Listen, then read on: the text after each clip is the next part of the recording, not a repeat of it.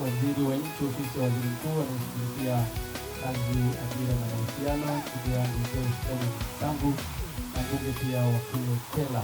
Nilikuwa najifunza kidogo, nafahamu kwamba iko kwenye Sumbawanga vizuri. Mungu akubariki sana, umeheshimisha watu wa Kela. Kwa naibu waziri na mbunge wetu wa jimbo la Sinobiro, rafiki yangu na ndugu yangu nyingi Simenso Emilia, ndugu yetu mwalimu Fakiri Rafael Ndala, mkuu wa wilaya ya Sinobiro, vyombo vya ulinzi na usalama, wageni walikwa, mabibi na mabwana, askofu wetu mkuu wa kanisa hili la CEC, askofu wetu wa leo, baba yetu Thomas Daniel. Tunawashukuru sana pamoja na maaskofu kutoka maeneo mbalimbali. Itoshe tu kusema itifaki imezingatiwa. Bwana asifiwe. Mwana kondoo ameshinda. Watu wa Mwanza, nilikuwa nanong'onezwa na wazee wa Tera kwamba mkirudi Mwanza mtuachie mabinti kama 4 waolewe na Manyambulo.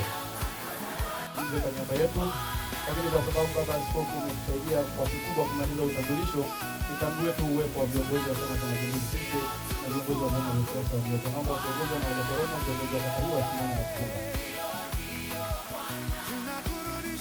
Waheshimiwa madiwani wote mliopo, viongozi wa madiwani mwenyeji ya kusema tena, naomba msimame na kufunga. Viongozi wetu wa wilaya wakiongozwa na dada yangu Wanda, katibu tawala wa wilaya yetu, na mbona mara nyingine tena tunajua usimame na kufunga. Ngilieni makofi mengi sana. Mfano wa kazi nalo tutalifanya kwa mtu mzuri wakati wa maelekezo yako mheshimiwa mwenyekiti. Naomba sasa wakati huu tukiendelea na familia hilo nzuri la ndio Bwana, nialike ile zawadi ya mifugo ambayo imeandaliwa kwa ajili ya mheshimiwa mwenyekiti. Tusogea hapa, mheshimiwa rasmi tutamuomba aje kupokea sasa. Tuendelee na mradi.